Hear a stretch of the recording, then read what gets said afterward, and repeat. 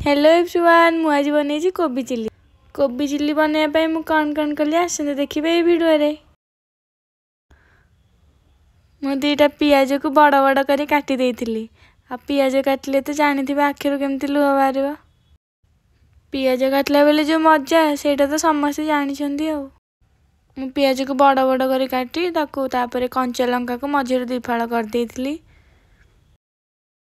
मु मात्र 3टी कंचा लंका नहीं आपन जी राग दरकार से अनुसार कंचा लंका ने। तापर गोटे मीडियम साइज कैप्सिकम नहीं कैप्सिकम को भी बड़ बड़ कर काटी देइथिली। कैप्सिकम रो व्हाइट पार्ट गुड़ा खाए जाए ना। आउ किछि धनिया नहीं चॉप कर देइथिली। तापर गोटे पात्र रे मु किछि कॉर्नफ्लावर नहीं आउ किछि मैदा नहीं बेटर बनैया पई। आपण जेती को भी नेबे से अनुसार बेटर बनैया पई कॉर्नफ्लावर आ मैदा को यूज करिवे। मुझे अल्प बनौली जो अल्प नहीं से तापर मु स्वाद अनुसार लूण पकई देइथिली। लूण पकई सारिया पर लंका गुंडा पकई देइथिली। तापर हल्दी पाउडर पकई देइथिली। तापर मु अदा रसुण को पेस्ट बन रखी देइथिली। अदा रसुण पेस्ट गुड से ऐड कर देइथिली। तापर भल भाव अल्प अल्प पानी पकई तो गोले देइथिली। मन रखिए बेटर टी आमर अधिक पतला हेनी। बेटर टी आमर एमती हो दरकार जमती कोबी ऊपर भल भाव कोट हो पड़थिबो। मु बेटर टी भल भाव फेंटी देइथिली। मो बेटर भी रेडी।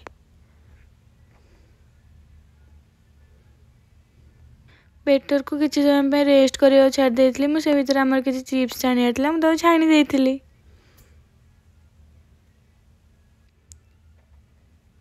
चिप्स गुड़ा हो गलानी ताको मु गोटे जगह को काढ़ीदेवी। काढ़ीदे से रेड चिली पाउडर आ ब्लैक सॉल्ट को मिसई खाइबे देखिए बढ़िया लगे। मु तो चिप्स को देखु देखु खाई देइथिली गोटे आ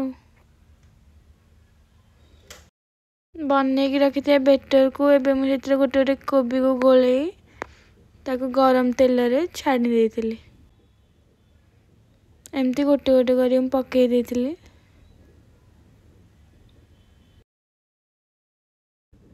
कोबी छानला बेले गैस रो फ्लेम को मीडियम फ्लेम रे रखिबे नहले कोबी गुड़ा ऊपर खाली फ्राए हो जिवो भीतर कंचा रही जाइथिबो। मो कोबी गुड़ा को भल फ्राए होगा पई छाड़ी देली।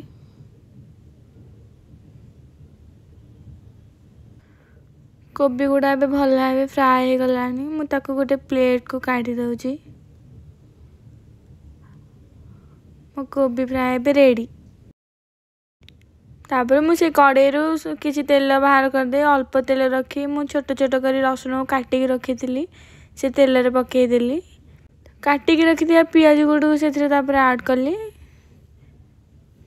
काटिक रखी दिया कंचा लंका को भी ऐड कली और ताको अल्प भाजीला छाड़ी दे। पियाज भाजी होगलानी से मुझे काटिक रखी दिया कैप्सिकम को ऐड कली। आमको हल्का भाजबार अच्छे। पियाज आ कैप्सिकम पे मुझे लूण ऐड कर देइछि। ताके भल भाव मिक्स करूँ।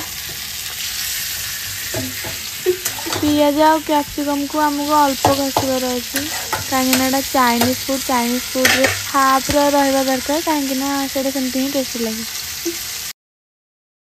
मोर ए गोटे नुआ फ्रेंड होती नाम सोनी। सी आज मोर ये वीडियोटी बनई दौरान मु आज इंस्टाग्राम रे मोर गोटे रील्स अपलोड करी आपण मैंने जाकि मोर रील्स को देखी पारे। लिंक मु डिस्क्रिप्शन बॉक्स रे दे देइछि। पियाज कैप्सिकम रे मुझे सोया सॉस को ऐड कर देइछि। तापर किछि टमाटो केचप आ किछि चिल्ली सॉस को पकई देइछि। एबे ताको भल भाबे मिसेबा।